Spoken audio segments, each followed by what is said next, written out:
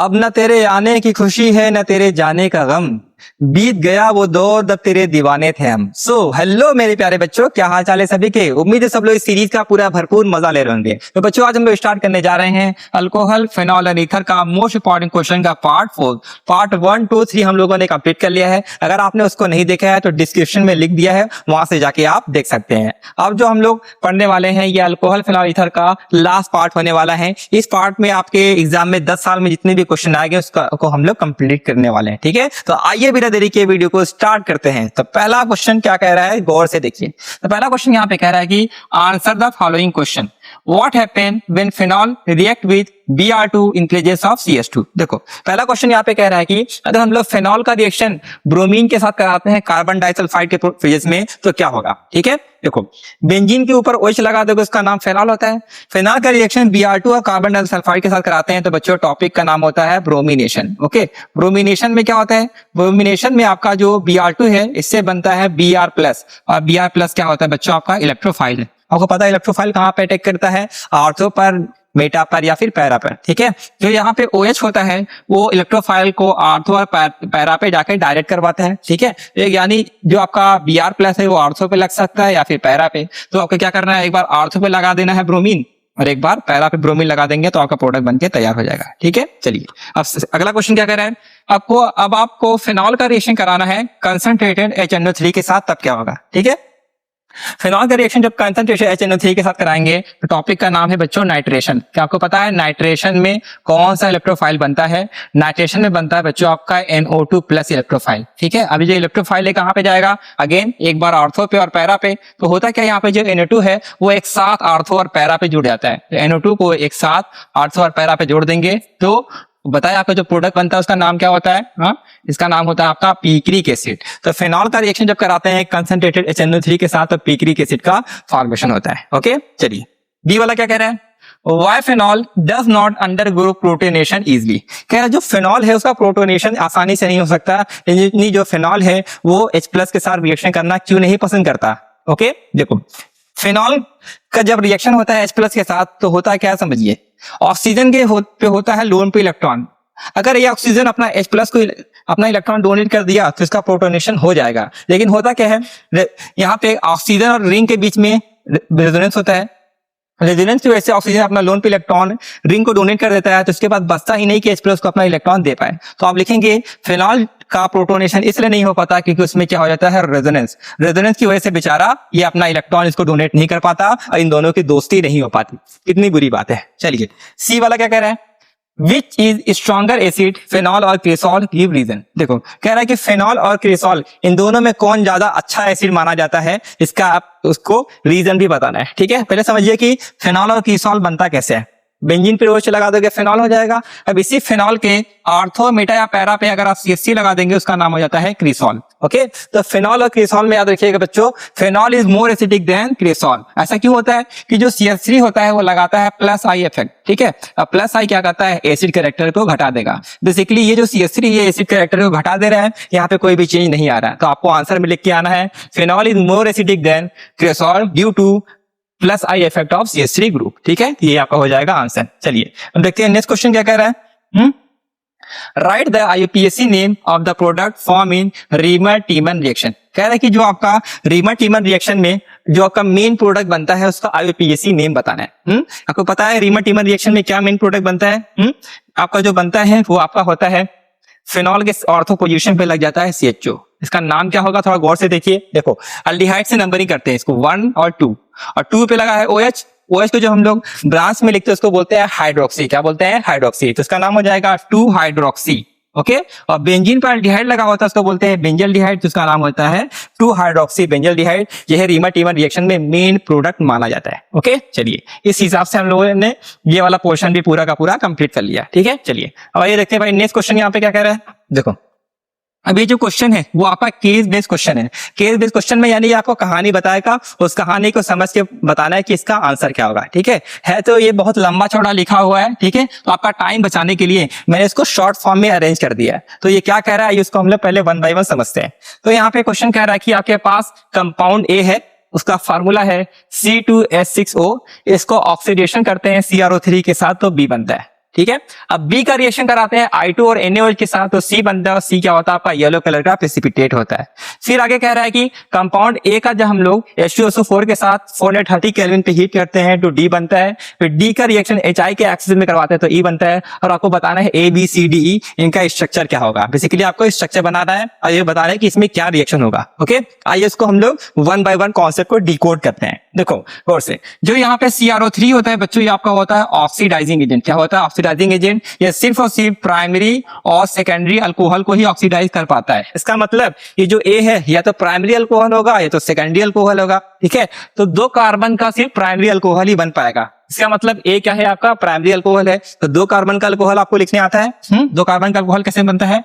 CH3 CH2OH।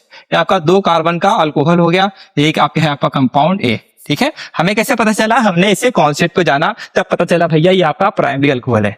अब ये कह रहा है इसका हम लोग ऑक्सीडेशन कराएंगे इसके साथ CrO3 के साथ, तो क्या होगा? देखो बच्चों याद रखिएगा, हमेशा प्राइमरी अल्कोहल का ऑक्सीडेशन होता है तो अल्डिहाइड बनता है। अगेन प्राइमरी अल्कोहल का ऑक्सीडेशन होता है तो अल्डिहाइड बनता है। जितने कार्बन का अल्कोहल होगा उतने ही कार्बन का अल्डिहाइड बन जाएगा। तो 2 कार्बन के यहाँ पे क्या करिए आप? अल्डिहाइड का फॉर्मेशन कर दो। ठीक है, ये आपका कौन सा कंपाउंड बन गया? आपका बी वाला कंपाउंड बन गया।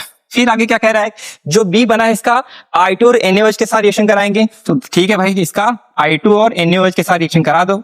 आपको पता है कि हम लोग अल्डिहाइड का रिएक्शन I2 और NaOH के साथ कराते हैं, इसको क्या बोला जाता है? इसको बोला जाता है आयोडोफॉर्म टेस्ट। क्या बोला जाता है? Iodoform test. बेसिकली हमें इसका आयोडोफॉर्म टेस्ट कराना है। आपको पता है कौन सा कंपाउंड आयोडोफॉर्म टेस्ट देता है? सुनिए गौर से, किसी कंपाउंड के पास अगर C double bond O CH3 group पाया जाता है तो आपका आयोडोफॉर्म टेस्ट देता है। गैस अल्डिहाइड के पास ये वाला ग्रुप है, गौर से देखिए। जी हाँ, इसके पास है, देखो C double bond CH3 C double bond CH3, यानी ये आयोडोफॉर्म टेस्ट देगा। कैसे हो देगा? देखो इसमें CH3 और CO इनके बीच का बॉन्ड ब्रेक हो जाता है। ठीक है, यहाँ से बॉन्ड आपका ब्रेक हो जाता है और जो आपका CH3 बनता है बचता है, CH3 आपका आयोडोफॉर्म में कन्वर्ट हो जाता है। और आयोडोफॉर्म का फॉर्मूला क्या होता है आपका? CHI3। और जो CHI3 होता है बच्चों, यही क्या होता है आपका? येलो कलर का PPT होता है और इसी का नाम क्या हो जाएगा? C। वही क्वेश्चन में कह रहा था कि बी का I2 और NaOH के साथ कराएंगे तो येलो कलर का PPT बनता है, इसका नाम C है। वो क्या है आपका? आयोडोफॉर्म है। इस तरीके से A B C का हमने स्ट्रक्चर बना लिया। अब देखो D का कैसे बनेगा? कह रहा है कि A को H2SO4 के साथ हीट करना है 413 केल्विन पे, तो क्या होगा? A को क्या करिए आप? H2SO4 के साथ हीट कर दीजिए 413 केल्विन पे। ठीक है, तो आपको याद है जब हम लोग अल्कोहल को H2SO4 के साथ 413 केल्विन पे हीट करते हैं तो ईथर बनता है। क्या बनता है? ईथर। और कैसे बनाएंगे? देखो जितने कार्बन का अल्कोहल होगा उसके डबल कार्बन का ईथर बनेगा। 2 कार्बन का ईथर है, अल्कोहल है तो 4 कार्बन का ईथर बनेगा। फिर क्या करिए? पहले आप ऑक्सीजन को बीच में लिख दो। ठीक है, अब इसके लेफ्ट वाले साइड पे CH2 CH3 लगा दो, इसके राइट वाले साइड पे भी क्या लगा देना आपको? CH2 CH3 लगा देंगे। तो आपका ये जो देखिए 2 कार्बन का अल्कोहल था, 4 कार्बन का ईथर बन जाता है। इस तरीके से ये जो कंपाउंड बना है इसका नाम क्या हो जाएगा? D हो जाएगा। ठीक है, कि जो D है वो HI के साथ रिएक्शन करेगा, E बनाएगा। ठीक है, तो जो D का आप रिएक्शन करा दिए HI के साथ तो क्या प्रोडक्ट बनेगा? इसको समझते हैं। देखो यहाँ पे अब ईथर का रिएक्शन HI के साथ कराते हैं तो कार्बन ऑक्सीजन का बॉन्ड ब्रेक हो जाता है। ठीक है, वो कार्बन ऑक्सीजन का बॉन्ड ब्रेक हो जाएगा तो ऑक्सीजन पर आता है -4, कार्बन पे प्लस। ऐसे HI क्या करेंगे? H पे प्लस होता है, I पे माइनस, प्लस को माइनस के साथ जोड़ दे रहे हैं तो ऑक्सीजन पे माइनस है, H पे प्लस है तो H प्लस ऑक्सीजन के साथ जुड़ जाएगा तो क्या बनाएगा आपका? CH3 CH2OH। ओके, और क्या बनेगा? यहाँ पे देखिए, यहाँ पे कार्बन पे प्लस आ रहा है, I पे माइनस, तो क्या हो जाएगा? CH3 CH2I। क्या बन जाएगा आपका? CH3 CH2I। ये आपका इथाइल आयोडाइड बन जाएगा। अब होता क्या है, हमने HI को किसमें लिया है? एक्सेस में। HI को जब आप लोग एक्सेस में लेते हैं तो होता क्या है, यहाँ पे जो अल्कोहल बनता है वो फिर से HI के साथ रिएक्शन कर लेता है। ठीक है, अब अल्कोहल HI के साथ रिएक्शन करेगा, फिर अगेन कार्बन ऑक्सीजन का बॉन्ड ब्रेक होगा, कार्बन पे प्लस OH पे माइनस। ठीक है, अगेन यहाँ प्लस को माइनस के साथ जोड़ देंगे तो CH3 CH2 पे प्लस है, I पे माइनस, तो क्या बन जाएगा? CH3 CH2I का फॉर्मेशन हो जाएगा। जो H प्लस OH माइनस, यहाँ से आपका वाटर बाहर हो जाएगा। ठीक है, तो बेसिकली यहाँ पे देखेंगे ये जो कंपाउंड इसके कितने मॉलिक्यूल बनते हैं? 2 मॉलिक्यूल बनते हैं। इसी का नाम क्या है? आपका E है। तो वही आपको बताना था ए बी सी डी का स्ट्रक्चर क्या है। तो एक गौर से देख लीजिए, ए आपका क्या है, अल्कोहल है, बी आपका क्या है, अल्डिहाइड है, सी आपका क्या है, आइडोफॉर्म है, डी आपका ईथर है, ई आपका क्या है, इथाइल आयोडाइड है। इस तरीके से हमने पूरा का पूरा सॉल्यूशन आसानी से कर लिया। ठीक है, तब आपको ये जो रिएजेंट यहाँ पे लिखा है, इन रिएजेंट के अगर बारे में आपको नॉलेज होगा, उसके बेसिस पे आप केस बेस्ड क्वेश्चन को आसानी से सॉल्व कर सकते हैं। ठीक है, चलिए अब आइए नेक्स्ट क्वेश्चन देखते हैं क्या कह रहा है। यहाँ पे बी वाला क्वेश्चन कह रहा है कि right chemical equation of the following reaction. नीचे जो 3 रिएक्शन लिखे गए हैं, इन रिएक्शन को देख के उसका केमिकल इक्वेशन लिख रहा है। ओके, पहला क्या कह रहा है, फिनॉल का रिएक्शन कराना है HNO3 के साथ। आइए इसको अभी करके खाली हो जाते हैं। अभी कुछ देर पहले ही करके आए थे। फिनॉल का रिएक्शन HNO3 के साथ करते हैं तो याद है इसका क्या हो जाता है, नाइट्रेशन, यानी यहाँ बनता है NO2+। अब बताएं NO2+ कहाँ पे जाएगा, आर्थो और पैरा पे। आर्थो और पैरा पे NO2 लगा दोगे तो बताइए उसका नाम क्या हो जाएगा, उसका नाम हो जाएगा आपका पिक्रिक एसिड। बेसिकली यहाँ पे पिक्रिक एसिड का फॉर्मेशन हो जाएगा। ठीक है, चलिए इसमें सेकंड वाला पोर्शन क्या कह रहा है। सेकंड वाला पोर्शन कह रहा है कि propene is treated with B2H6 followed by oxidation by H2O2 and OH-। देखो कह रहा है कि अगर हम लोग प्रोपीन का रिएक्शन कराते हैं B2H6 के साथ, फिर इसको ऑक्सीडेशन कराते हैं हाइड्रोजन पर ऑक्साइड के पेजेस में, तब क्या होगा। देखो बच्चों, टॉपिक का नाम है आपका क्या, हाइड्रोबोरेशन ऑक्सीडेशन रिएक्शन। कहीं पे B2H6 दिख जाएगा, समझ लेना वो आपका हाइड्रोबोरेशन ऑक्सीडेशन रिएक्शन है। तो आपको अगर हाइड्रोबोरेशन ऑक्सीडेशन रिएक्शन आता है तो आसानी से कर सकते हैं। तो प्रोपीन का रिएक्शन जब B2H6 के साथ कराएंगे H2O2 के पेजेस में, तो क्या करना है आपको, ट्रिक बता रहा हूं। ट्रिक क्या है इस रिएक्शन करने का, इसमें क्या करो आप वाटर का एडिशन करा दो, किसी हिसाब से एंटी मार्कोनी का फूल, एंटी मार्कोनी का फूल के हिसाब से पानी का एडिशन करा दो। एंटी मार्कोनी का फूल क्या कहता है, यहाँ पे देखिए वाटर आपका ब्रेक होता है OH- में और H+ में। तो ये रूल कहता है कि भैया माइनस वाला वहां अटैक करेगा जहां पे हाइड्रोजन क्या होता है, ज्यादा होता है। तो OH- कहां पे अटैक करेगा, CH2 पे। और प्लस वाला कहां पे अटैक करेगा, जहां पे हाइड्रोजन कम होता है, तो यहाँ पे H+ अटैक करेगा, यहाँ से बॉन्ड ब्रेक हो जाएगा। तो क्या बनेगा, CH3 CH2 CH2 OH। क्या बन जाएगा बच्चों आपका, CH3 CH2 CH2 OH। और इसी को हम लोग क्या बोलते हैं, प्रोपेनॉल का फॉर्मेशन हो जाएगा। ठीक है, चलिए अब आइए देखते हैं इसका थर्ड वाला क्वेश्चन क्या कह रहा है। देखिए तो थर्ड वाला क्वेश्चन यहाँ पे कह रहा है sodium tert butoxide treated with CH3Cl। Sodium tert butoxide का रिएक्शन कराएंगे CH3Cl के साथ, तो बताइए आपका क्या रिएक्शन होगा, उसके रिएक्शन को भी हमें लिखना है। ओके, तो ये जो स्ट्रक्चर है बच्चों आपका है सोडियम टर्ड ब्यूटॉक्साइड का, इसका हमें CH3Cl के साथ रिएक्शन करेंगे तो क्या होगा। ये जो क्वेश्चन लिया गया बच्चों वो है आपका विलियमसन सिंथेसिस। विलियमसन सिंथेसिस से लिया गया है, तो इसमें ईथर बनेगा। कैसे बनेगा देखिए क्वेश्चन, CH3Cl है, CH3 पे आएगा प्लस चार्ज, Cl पे माइनस। ओके, कहीं भी मेटल लिख जाएगा बच्चों, मेटल पे प्लस और ऑक्सीजन पे माइनस चार्ज। तो ठीक है, बस प्लस को माइनस के साथ जोड़ देना है। ऑक्सीजन पे माइनस है, CH3 पे प्लस है, अटैक करेगा CH3 पे, यहां से बॉन्ड क्या हो जाएगा, ब्रेक हो जाएगा। तो बेसिकली ऑक्सीजन आपका CH3 के साथ जुड़ जाएगा, तो क्या बनेगा देखिए CH3 CH3 CH3। अब जो कार्बन से ऑक्सीजन लगा है उसके साथ जुड़ने वाला है CH3 के साथ। इसके अलावा क्या बन जाएगा, Na पे प्लस चार्ज है, Cl पे माइनस चार्ज है, NaCl का फॉर्मेशन हो जाएगा। ठीक है, ये जो बना है आपका टर्ड ब्यूटाइल मिथाइल ईथर इसका नाम होता है। इस तरीके से हमने ये वाला भी पोर्शन आपका कंप्लीट कर लिया है। ठीक है, अब देखते हैं इसमें कोई और क्वेश्चन बचा हुआ है। इसमें बी वाला पोर्शन कह रहा है Give a simple chemical test to distinguish between butane 1-ol and butane 2-ol। देखो आपके पास दो तरह के अल्कोहल दिए गए हैं, पहला है आपका ब्यूटेन 1-ol, दूसरा है आपका ब्यूटेन 2-ol। इन दोनों में आपको क्या करना है, डिस्टिंग्विश करना है, यानी आपको बताना है कि कौन ब्यूटेन 1-ol है, ब्यूटेन 2-ol। इनका टेस्ट कैसे करेंगे, यानी आपके पास 2 बीकर दिया है, एक बीकर में ब्यूटेन 1-ol रखा गया है, दूसरे में ब्यूटेन 2-ol। आपको बताना है कि दोनों को कैसे हम लोग आइडेंटिफाई करेंगे। ठीक है, तो देखो इसको 2 तरीके से हम लोग सॉल्व कर सकते हैं। तो पहले हम लोग क्या कर सकते हैं, देखिए पहले तो हम लोग इन दोनों का लुकास टेस्ट करा सकते हैं, तभी पता चल जाएगा, या फिर इसका हम लोग आयोडोफॉर्म टेस्ट करा सकते हैं, तभी पता चल जाएगा कौन 1-ol है कौन 2-ol है। ठीक है, तो जो मैंने यहाँ पे एग्जांपल लिया है वो आपका क्या है, iodoform test. Okay, iodoform test तो होगा क्या, जो ब्यूटेन 2-ol है ये आयोडोफॉर्म टेस्ट देता है, ब्यूटेन 1-ol नहीं देता है, जिससे कंफर्म हो जाएगा। कैसे पता कि आयोडोफॉर्म टेस्ट देता है, होता है क्या, यहाँ पे जब इसका आयोडोफॉर्म टेस्ट कराएंगे बच्चों तो इसका हो जाता है ऑक्सीडेशन। ठीक है, तो ये आपका सेकेंडरी अल्कोहल है, सेकेंडरी अल्कोहल का जब ऑक्सीडेशन होता है तो यहाँ से हाइड्रोजन गायब हो जाता है, यहाँ पे क्या जाता है डबल बॉन्ड। तो क्या बन जाएगा आपका, देखो CH3 CH2 C double bond O CH3।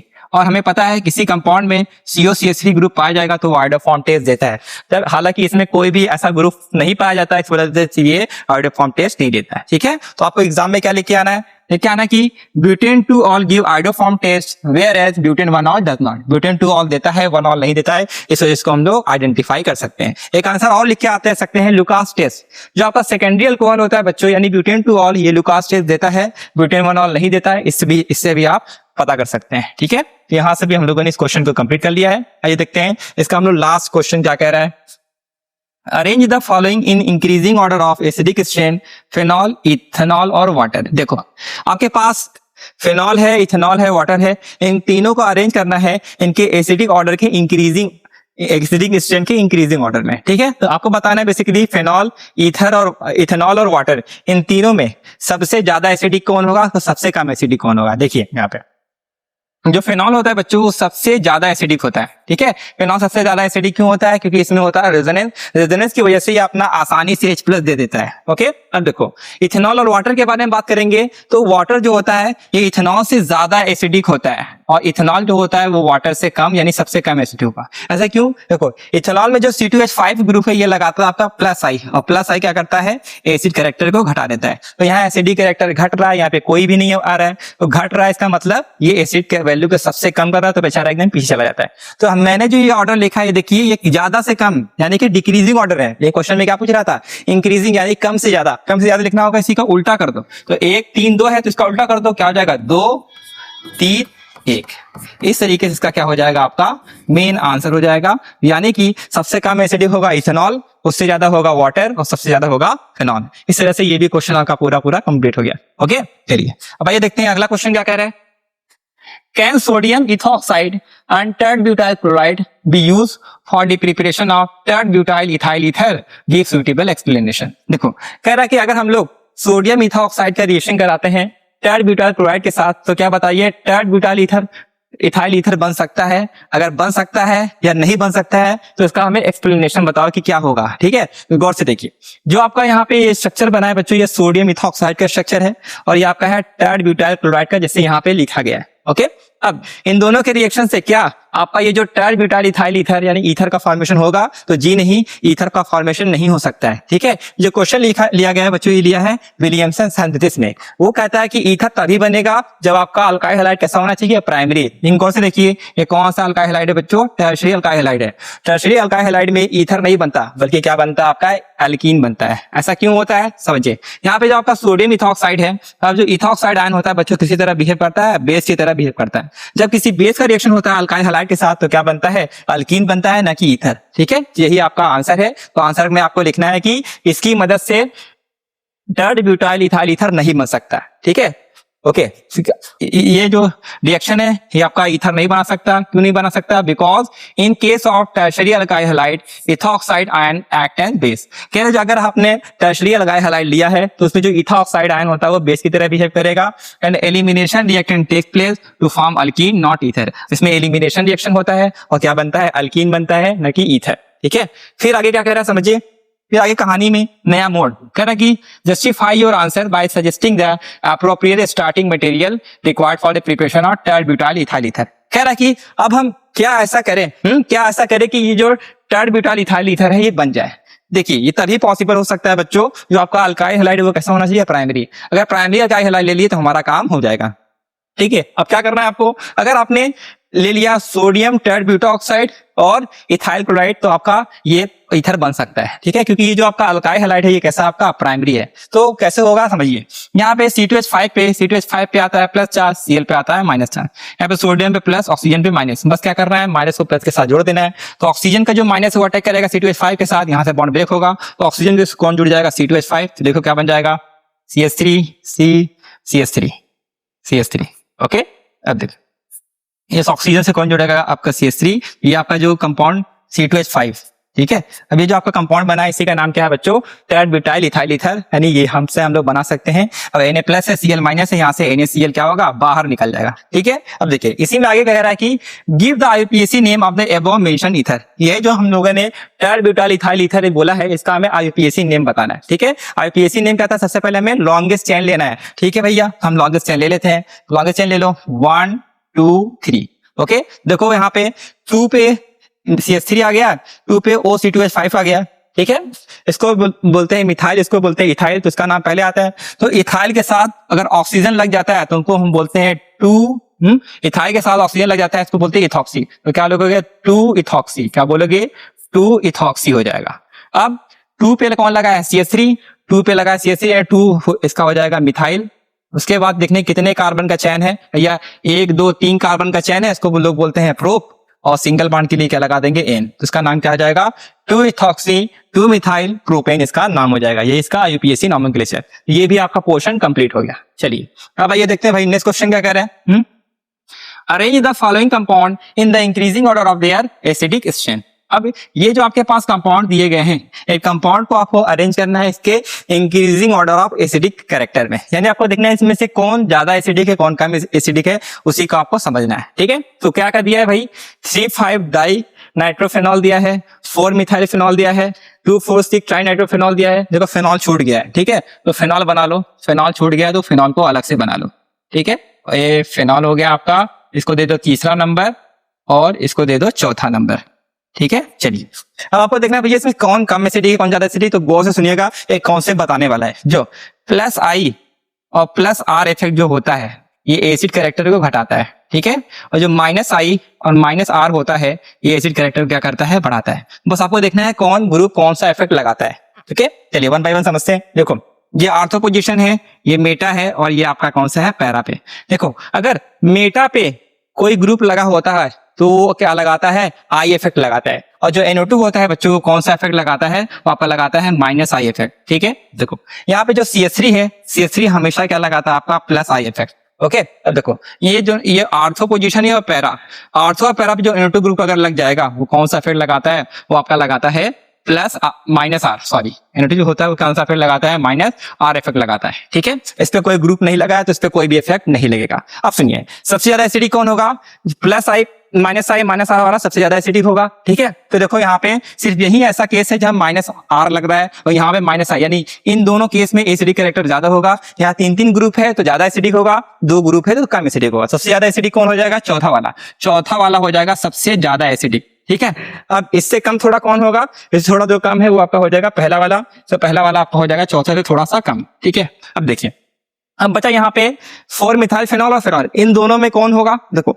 ये एसिडिक कैरेक्टर को घटा रहा है, यहाँ पे कोई भी चेंज नहीं आ रहा है, तो घटा रहा है यानी इसकी वैल्यू कम इसका वैल्यू ज्यादा है। इसका मतलब यहाँ पे तीसरा वाला क्या हो जाएगा, ज्यादा हो जाएगा, और बेचारा जो आपका कौन सा सेकंड वाला बच गया वो सबसे कम होगा। ठीक है, ये जो हम लोग लिखा है ये क्या है बच्चों, ज्यादा से कम। लेकिन हमें क्या लिखना है, कम से ज्यादा लिखना है, तो इसी का उल्टा कर दो। तो सबसे कम एसिडिक होगा दूसरा, उससे ज्यादा तीसरा, उससे ज्यादा पहला, सबसे ज्यादा चौथा। यही क्या हो जाएगा आपका मेन आंसर हो जाएगा, इसी को आपको एग्जाम में लिख के आना है। ठीक है, चलिए अब बी वाला क्या कह रहा है कि what happen when phenol is distilled with zinc dust. देखो कह रहा है कि अगर हम लोग फेनॉल का रिएक्शन जिंक डस्ट के साथ करेंगे तो क्या होगा। ओके, देखो फेनॉल का रिएक्शन जिंक के साथ करेंगे तो क्या होगा, जिंक जो होता है बच्चों ये आपका होता है रिड्यूसिंग एजेंट, ये सामने वाले का रिडक्शन करा देगा। होता क्या है, जब फेनॉल का रिएक्शन आप जिंक के साथ करते हैं तो जिंक इसके ऑक्सीजन को भगा ले जाता है।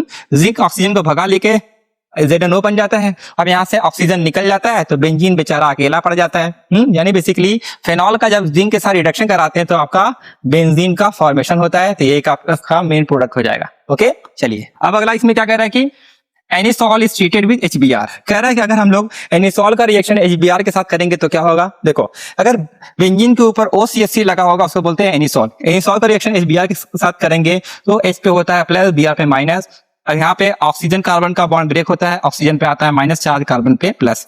ऑक्सीजन पे माइनस है, H पे प्लस, तो H प्लस ऑक्सीजन के साथ जुड़ जाएगा, और बेंजीन से जब आपका OH लग जाता है इसको हम लोग बोलते हैं फेनॉल, तो बेसिकली फेनॉल का फॉर्मेशन हो जाएगा। इसके अलावा CH3 पे प्लस है, Br पे माइनस है, क्या बन जाएगा आपका CH3Br, यानी कि मिथाइल ब्रोमाइड का फॉर्मेशन हो जाएगा। इस तरीके से ये भी क्वेश्चन आपका कंप्लीट हो गया है। ठीक है, चलिए अब आइए देखते हैं भाई नेक्स्ट क्वेश्चन।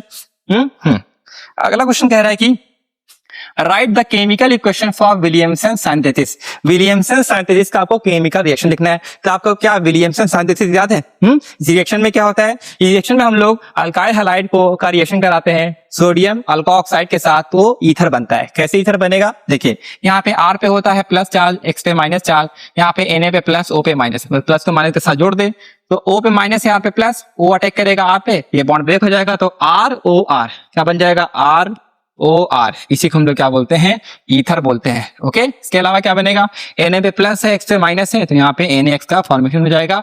जो ईथर होगा यहाँ पर क्या हो जाएगा, मेन प्रोडक्ट हो जाएगा। ओके, चलिए ऐसे बी वाला क्वेश्चन क्या कह रहा है कि give a method to separate orthonitrophenol and paranitrophenol, explain the principle involve. देखो आपके पास दो तरह के फेनॉल दिए गए हैं, पहला है आपका ऑर्थोनाइट्रोफेनॉल, ये आपका होता है पैरानाइट्रोफेनॉल। ये बनता कैसे है पहले समझ लो। देखो बेंजीन पर OH लगा दोगे उसको बोलते हैं फेनॉल। फेनॉल के अगर ऑर्थो पोजीशन पे NO2 ग्रुप लगा देंगे उसको बोलते हैं ऑर्थोनाइट्रोफेनॉल। ओके, ऐसे ही फेनॉल के पैरा पोजीशन पे NO2 ग्रुप लगा दो उसको बोलते हैं पैरानाइट्रोफेनॉल।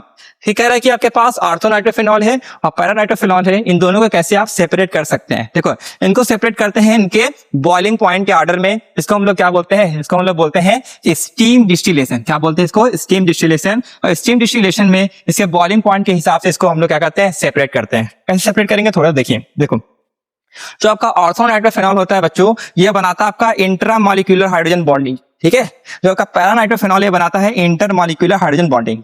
अब जो इंट्रामॉलिक्यूलर होता है इसका बॉइलिंग पॉइंट क्या होता है, कम होता है। जो इंटरमॉलिक्यूलर होता है इसका बॉइलिंग पॉइंट क्या होता है, ज्यादा होता है। अब होगा क्या, अगर इन दोनों को अगर आप बीकर में रख के हीट करेंगे तो क्या होगा, इसका बॉइलिंग पॉइंट कम है तो ये आसानी से बाहर आ जाएगा। यानी इसको जब हीट करेंगे तो ये कंपाउंड सबसे पहले सेपरेट हो जाएगा, फिर बाद में सॉल्यूशन में ये बचेगा तो हम लोग सेपरेट कर सकते हैं। ठीक है, अब देखो आपको आंसर में क्या लिख के आना है, आंसर में लिख के आनेंगे they can be separated by steam distillation. इसको हम लोग स्टीम डिस्टिलेशन यानी इसको हम लोग बॉयल करके अलग कर सकते हैं। फिर इसका एक्सप्लेनेशन देना है क्यों होगा। आप बोलिए कि orthonitrophenol being more volatile are separated first. कह रहा है कि जो नाइट्रोफेनॉल होता है वो ज्यादा वोलेटाइल होता है, यानी इसकी बॉइलिंग पॉइंट कम होता है तो आसानी से सेपरेट हो जाता है due to intramolecular hydrogen bonding, क्योंकि इसमें क्या पाया जाता है, इंट्रामॉलिक्यूलर हाइड्रोजन बॉन्डिंग। इस तरीके से ये आपका सेपरेट हो सकता है। ठीक है, चलिए नेक्स्ट क्वेश्चन। अगला क्या कह रहा है कि what happen when phenol is treated with the following Br2 water. देखो कह रहा है कि अगर हम लोग फेनॉल को रिएक्शन कराते हैं ब्रोमीन वाटर के साथ तो क्या बनेगा। देखो फेनॉल का रिएक्शन ब्रोमीन वाटर के साथ करेंगे बच्चों तो होगा क्या, यहां बनता है Br प्लस इलेक्ट्रोफाइल, और इलेक्ट्रोफाइल बनेगा आपको पता ही कहां जाएगा, आर्थो पर और पैरा पे। आर्थो और पैरा पे क्या लगा देंगे, ब्रोमीन लगा देंगे तो आपका प्रोडक्ट बन जाएगा। तो क्या बनेगा यहाँ पे 2,4,6 ट्राइब्रोमोफेनॉल का फॉर्मेशन हो जाएगा। ठीक है, लेकिन अगर वाटर की जगह CH2 दिया होता कार्बन डाइसल्फाइड तो एक ही ब्रोमीन लगता। ये वाटर क्या करता है, इसको एक्टिवेट कर देता है, इस वजह से तीनों जगह पे आपका Br लग जाता है। ठीक है, चलिए अब भाई अगला क्वेश्चन क्या कह रहा है, इसमें फेनॉल का रिएक्शन कराना है HNO3 के साथ तो क्या होगा, ये भी आपको बता ही चुके थे। फेनॉल का रिएक्शन HNO3 के साथ करते हैं तो यहाँ बनता है NO2 प्लस। NO2 प्लस क्या होगा, एक ऑर्थो और पैरा पे जाके जुड़ जाएगा, ऑर्थो और पैरा पे NO2 ग्रुप लगा देंगे फेनॉल के तो उसको बोलते हैं हम लोग पिक्रिक एसिड। ये भी रिपीटेड क्वेश्चन में से है। चलिए अगला क्या कह रहा है कि write the mechanism of the alcohol reacting as nucleophile in reaction with CH3। देखो कह रहा है कि अगर हम लोग अल्कोहल का रिएक्शन CH3 के प्लस के साथ कराएंगे तो उसका मैकेनिज्म लिखना है। ठीक है, चलो कोई एग्जांपल लेके आपको समझाता हूं। अल्कोहल में कोई अल्कोहल ले लो, लेट सपोज हमने ले लिया CH3 CH2OH। ओके, ये आपका क्या हो जाएगा, इथेनॉल। ये क्या है आपका, इथेनॉल है। ओके, अब इसी अल्कोहल का रिएक्शन किसके साथ कराना था आपका, CH3 प्लस के साथ। अब क्या होगा, थोड़ा गौर से समझिएगा। देखो यहाँ पे जो ऑक्सीजन होता है, ऑक्सीजन के पास क्या होता है, ऑक्सीजन के पास होता है लोन पे इलेक्ट्रॉन। ठीक है, अब देखो इस कार्बन की जिंदगी में इलेक्ट्रॉन की कमी होती है तो ऑक्सीजन क्या करता है, इस कमी को पूरा कर देता है, अपना इलेक्ट्रॉन कार्बन को डोनेट कर देता है। जैसे ही अपना ऑक्सीजन इलेक्ट्रॉन कार्बन को डोनेट करता है इनके बीच में दोस्ती हो जाती है, यानी कि इनका बॉन्ड बन जाता है। तो बॉन्ड बनेगा ऑक्सीजन कार्बन के बीच में तो क्या बनेगा, देखो CH3 CH2OH। ठीक है, अब ऑक्सीजन के साथ कौन लगने वाला है आपका, CH3, ऑक्सीजन के साथ लगने वाला है CH3। अब होता क्या है, ऑक्सीजन ने अपना इलेक्ट्रॉन डोनेट कर दिया तो इस पर आ जाता है क्या, प्लस चार्ज। ओके, तो जब कोई भी मॉलिक्यूल अपना इलेक्ट्रॉन सामने वाले को डोनेट करता है वो आपका न्यूक्लियोफाइल की तरह बिहेव करता है। तो अगले स्टेप में क्या होता है, ये जो ऑक्सीजन है इसके ऊपर प्लस चार्ज अच्छा नहीं लगता तो अपने बॉन्ड को इस तरीके से ब्रेक करता है कि H पे आता है प्लस चार्ज, ऑक्सीजन पे माइनस चार्ज। तो यहाँ से H प्लस जो है प्रोटॉन के फॉर्म में बाहर निकल जाता है और क्या बनता है आपका CH3 CH2O CH3। क्या बन जाएगा आपका CH3 CH2O CH3 बन जाएगा। इसी को हम लोग क्या बोलते हैं, ईथर का फॉर्मेशन हो जाएगा। इस तरीके से हम लोग जब आपका अल्कोहल इलेक्ट्रोफाइल के न्यूक्लियोफाइल की तरह बिहेव करता है तो ये आपका मैकेनिज्म हो जाता है। ठीक है, चलिए अब देखते भाई इसका अगला क्वेश्चन क्या कह रहा है। बी वाला क्वेश्चन कह रहा है कि why do phenol does not undergo involving cleavage of COH bond. देखो कह रहा है कि फेनॉल का जब रिएक्शन होता है तो कभी भी ऐसा क्यों नहीं होता कि उसमें कार्बन और ऑक्सीजन का बॉन्ड ब्रेक हो जाएगा। अगर फेनॉल जब रिएक्शन करता है तो उसमें कार्बन ऑक्सीजन का जो बॉन्ड होता है वो क्यों नहीं ब्रेक हो पाता, क्यों नहीं ब्रेक होता पाता, इसके पीछे का भी आइए लॉजिक समझते हैं। देखो मान लो फेनॉल किसी के साथ रिएक्शन करने जाएगा तो होगा क्या, यहाँ पे देखो ऑक्सीजन के ऊपर होता है लोन पे इलेक्ट्रॉन, जो इलेक्ट्रॉन होता है बच्चों बेंजीन के साथ रेजोनेंस में होता है, यहाँ पे क्या आ जाता है आपका डबल बॉन्ड। तो देखने में लग रहा है यहाँ पे सिंगल बॉन्ड है, लेकिन एक्चुअल में क्या है डबल बॉन्ड। तो जब यहाँ पे कोई रिएक्शन करने आएगा तो डबल बॉन्ड को तोड़ना इसके लिए मुश्किल होता है, इस वजह से फेनॉल में कार्बन ऑक्सीजन का बॉन्ड ब्रेक नहीं होता है। तो कार्बन ऑक्सीजन का बॉन्ड ब्रेक क्यों नहीं होता है, एक लाइन में आपको आंसर लिख के आना है, ड्यू टू रेजोनेंस। रेजोनेंस की वजह से इनकी जो दोस्ती है वो दोस्ती बनी रहती है, दोस्ती टूटती नहीं है। ठीक है, चलिए अब सी वाला क्वेश्चन क्या कह रहे हैं, how can you distinguish between butane 1-ol and 2-methyl propane 2-ol by using HCl in presence of anhydrous ZnCl2। देखिए क्वेश्चन कह रहा है यहाँ पे, अगर हम लोग ब्यूटेन 1-ol और ब्यूटेन 2-methyl propane 2-ol का रिएक्शन कराते हैं HCl और एनहाइड्रस ZnCl2 के साथ, तो बताइए आप कैसे इन दोनों अल्कोहल को डिस्टिंग्विश कर सकते हैं। बेसिकली आपको बताना है कि आपका ब्यूटेन 1-ol और 2-methyl propane 2-ol इन दोनों को कैसे हम लोग इनकी मदद से डिस्टिंग्विश कर सकते हैं, यानी इनको हम लोग डिफरेंशिएट कर सकते हैं। देखो गौर से, ये जो आपका HCl और ZnCl2 है बच्चों, इसको हम तो बोलते हैं क्या, लुकास रीजन। क्या होता है, लुकास रीजन। तो जो आपका सेकेंडरी और टर्शियरी अल्कोहल होता है वो लुकास टेस्ट देता है, प्राइमरी अल्कोहल नहीं देता है। अगर इनमें से देख लेंगे कौन सा प्राइमरी अल्कोहल, तो हमारा काम हो जाएगा। ठीक है, तो आइए इसको हम लोग स्ट्रक्चर की मदद से सीखते हैं। तो यहाँ पे देखो ये जो मैंने स्ट्रक्चर बना है, ये पहला स्ट्रक्चर किसका है, ब्यूटेन 1-ol का। ये दूसरा स्ट्रक्चर है आपका 2-methyl propane 2-ol का स्ट्रक्चर है। तो ये कौन सा अल्कोहल है, गौर से देखिए, ये आपका है प्राइमरी अल्कोहल। ठीक है, ये कौन सा अल्कोहल है आपका, टर्शरी अल्कोहल। तो जो टर्शरी अल्कोहल है वो लुकास टेस्ट देता है, और जो प्राइमरी अल्कोहल है बच्चों वो लुकास टेस्ट नहीं देता है रूम टेम्परेचर पे। इससे हम लोग पता कर सकते हैं कौन ब्यूटेन 1-ol है और कौन 2-methyl propane 2-ol है। एग्जाम में कैसे लिख कर आएंगे, आप यहाँ पे लिखिएगा कि 2-methyl propane 2-ol give Lucas test whereas butane 1-ol does not। ठीक है, 2-methyl propane 2-ol Lucas test देता है, butane 1-ol नहीं देता है। इससे हम लोग पता चल जाएगा कि कौन सा वाला कौन सा अल्कोहल है। ओके, चलिए अब इसमें ये वाला भी पोर्शन कंप्लीट हो गया है। चलिए बढ़ते हैं अगले क्वेश्चन की तरफ।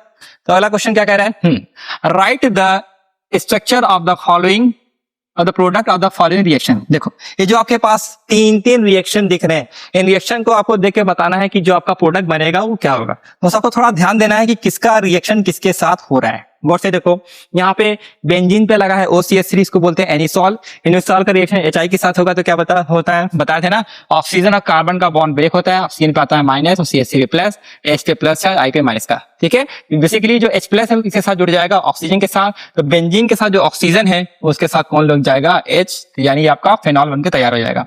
और CH3 पे प्लस है, I पे माइनस है, तो आपका CH3I यानी कि मिथाइल आयोडाइड का फॉर्मेशन हो जाएगा। ये आपका पहला वाला रिएक्शन कंप्लीट हो गया। ठीक है, अब देखो बी वाला, देखो फेनॉल का रिएक्शन कर रहा है HNO3 के साथ, बताए थे टॉपिक का नाम है नाइट्रेशन। नाइट्रेशन में क्या बनता है आपका, NO2 प्लस इलेक्ट्रोफाइल बनता है। क्या करेगा आपका, आर्थो और पैरा पोजीशन पे जाके जुड़ जाता है और क्या बनाता है, पिक्रिक एसिड। तो सोचो पिक्रिक एसिड वाला क्वेश्चन कितनी बार आया, तो इसको एक बार अच्छे से पढ़ लेना। अब देखो यहाँ पे देखिए ये क्या है आपका, रिंग लगा है MgBr, को बोलते हैं ग्रिग्नार रिएजेंट, और SCHO को बोलते हैं फॉर्मल्डिहाइड। तो ये कह रहा है कि ग्रिग्नार रिएजेंट का जब रिएक्शन कराते हैं फॉर्मल्डिहाइड के साथ तो इसका हाइड्रोलिसिस करते हैं तो क्या होता है, आइए इसको थोड़ा हम लोग डिटेल में बताते हैं। देखो क्या बना है यहाँ पे, रिंग बना है, बना लो पहले। रिंग के साथ क्या लगा है आपका, MgBr। ओके, अब इसी का रिएक्शन होने वाला है SCHO। SCHO को आप बॉन्ड के फॉर्म में लिख दोगे तो SC डबल बॉन्ड वो H बनेगा। अब हुआ क्या, यहाँ पे ग्रिग्नार रीजन ब्रेक होता है R माइनस Mg प्लस में। R यानी कि रिंग टूटेगा आपका M माइनस में, Mg पे प्लस। और जो CO के बारे में बात करेंगे, ऑक्सीजन पे आता है -4, कार्बन पे आता है +4। अब प्लस को माइनस के साथ जोड़ देना है, काम खत्म। ठीक है, रिंग पर है -4, अटैक करेगा कार्बन पे, Mg पे प्लस है, अटैक करेगा ऑक्सीजन पे, यहाँ से एक बॉन्ड ब्रेक हो जाएगा। तो देखिए क्या बनने वाला है, HCH। कार्बन के साथ कौन जुड़ने वाला है, कार्बन के साथ जुड़ने वाला है रिंग। तो कार्बन के साथ क्या करिए आप, रिंग को जोड़ दीजिए। ओके, अब ये कार्बन से लगा ऑक्सीजन पे MgBr अटैक करेगा तो ऑक्सीजन जुड़ जाएगा MgBr के साथ। ओके, फिर क्या कर रहा है कि इसका हमें हाइड्रोलिसिस यानी वाटर के साथ रिएक्शन कराना है, और वाटर किसमें टूटता है, बचपन से जानते हो, H प्लस और OH माइनस में ब्रेक होता है। बस क्या करिए, प्लस को माइनस के साथ जोड़ देंगे, भैया आपका काम खत्म। तो ऑक्सीजन पे माइनस है, H प्लस ऑक्सीजन के साथ जुड़ जाएगा।